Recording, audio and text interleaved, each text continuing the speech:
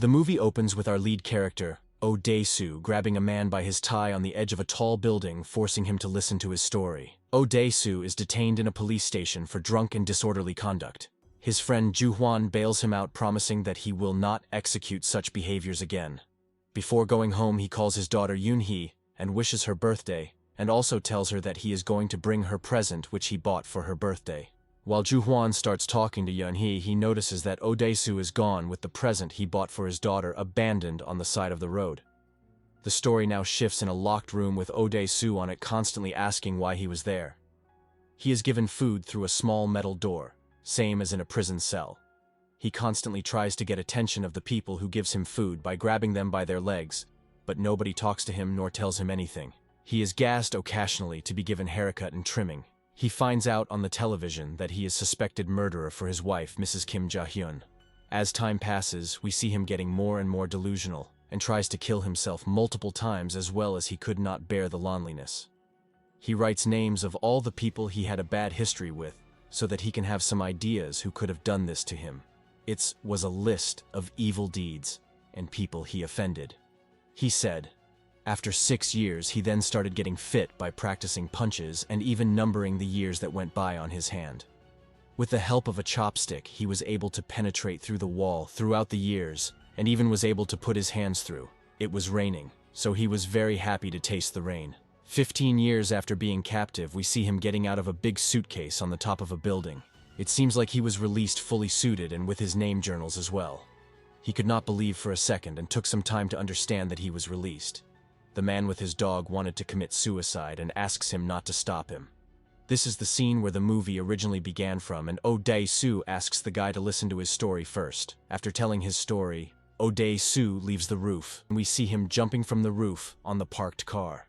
Oh-dae-soo is constantly thinking about his next move as he has been out after 15 years. There is no place he can go to. He stumbles upon street boys and takes off a cigarette from the guy's mouth and starts smoking.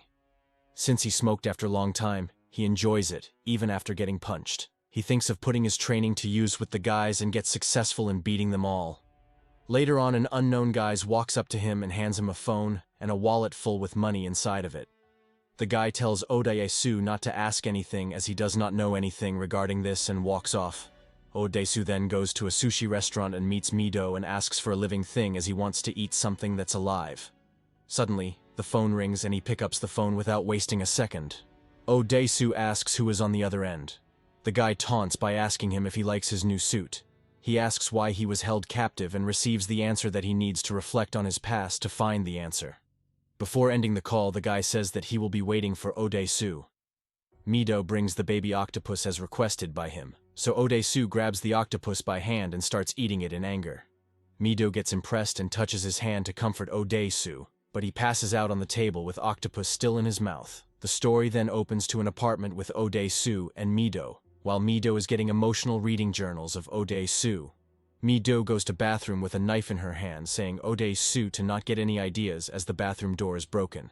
He does exactly what he was told off not to do, and tries to get physical with her while she is using the bathroom. Mi-do hits him in his head. He fails and goes out with embarrassment and starts wearing clothes so that he could get out of there. She calms him down and promises him by saying that she will go through it when she feels ready. Mi-do agrees to help Oh-dae-soo finding his daughter, and we find out that Oh-dae-soo's daughter was adopted by Swedish. Oh-dae-soo realizes that he can only have his life back once he settles the score with his captive. He only has one clue, which is the dumpling which was given to him day in day out, while for his 15 years of captivity. After visiting a bunch of restaurants, Oh-dae finally finds the restaurant named Violet Blue Dragon, which served the ex-cat same one. He follows the delivery guy to a building where he is taking the food and realizes that was the building where he was kept for all these years. He then attacks the guard on duty and proceeds to the manager's Mr. Park room where he sees all the screens of the rooms of people in captivity. Oh-dae-soo straps him to the chair and asks for the information. The manager says that he does not know the person, but he has recording that can give information regarding the guy. He then takes the footage and tries to get out of there but gets blocked by his workers. Everyone has metal rods, knife, or hammer in their hands. He fights with his might and does not give up even when Git gets stabbed in his back. He becomes successful in beating almost all of them and gets out of there. He almost passes out on streets when he is helped by a guy and puts him in a cab. Before leaving, the guy says goodbye Odesu and smiles, hinting he is the one behind all this. The scene now cuts on the apartment where Mito has passed out, putting bandages on Odesu. Odesu puts on the recorder from the conversation that happened between his captive and Mr. Park. They have conversation regarding the time he needs to be kept in captivity, and also make sure that he is being given a particular medicine so that he does not have schizophrenia. Next day, he visits his friend Ju Huan in a cafe and asks for help in recognizing the voice in the recording. He then opens up the chat room of Mito to find out more about the guy Evergreen, who Mito used to talk constantly about sushi. There were a lot of unspecified and unclear messages which makes him think that Mito might be involved. He ties her down and starts confronting her about this Evergreen guy. While doing this, he finds out about the address of this Evergreen guy from his friend to be next to Mito's apartment building.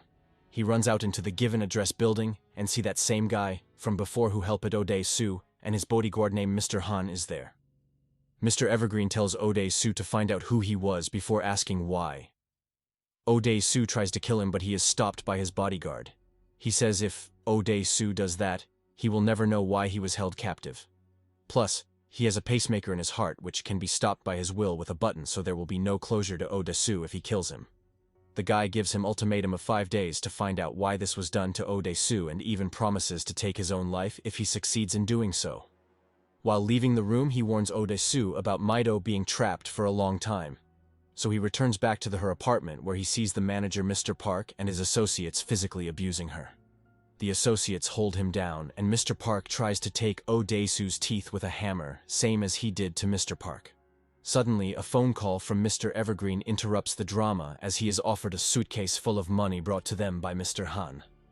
Later on, Odesu and Mito leave the apartment and stay the night in a motel. They get intimate with each other and sleep the night. The room is later on gassed by Mr. Evergreen, and he comes to have a look at them laying in bed with each other. He leaves a present for them to discover in the morning.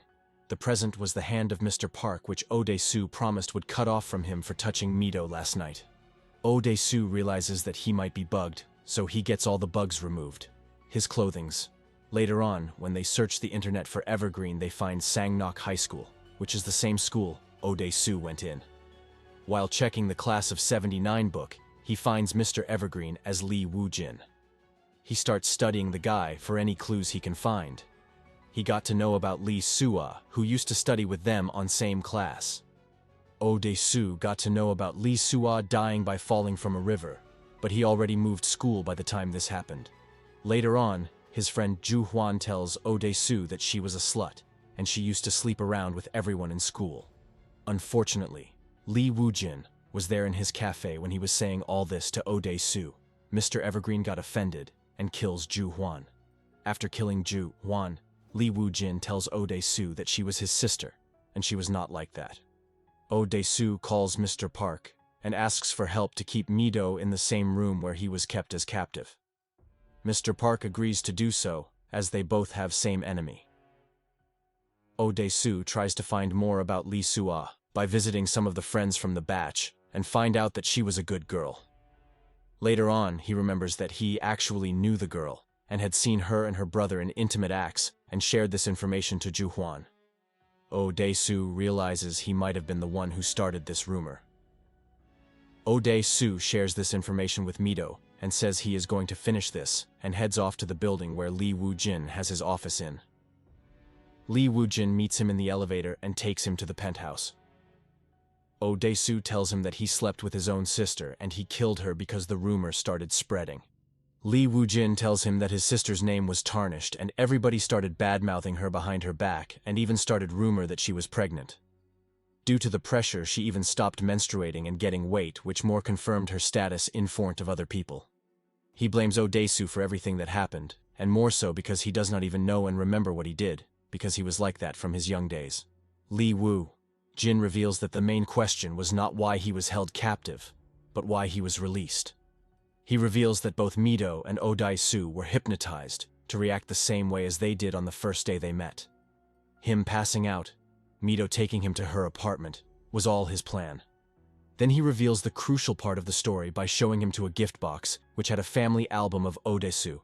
The album reveals that Mito was actually Odesu's estranged daughter, which he wanted to find so badly.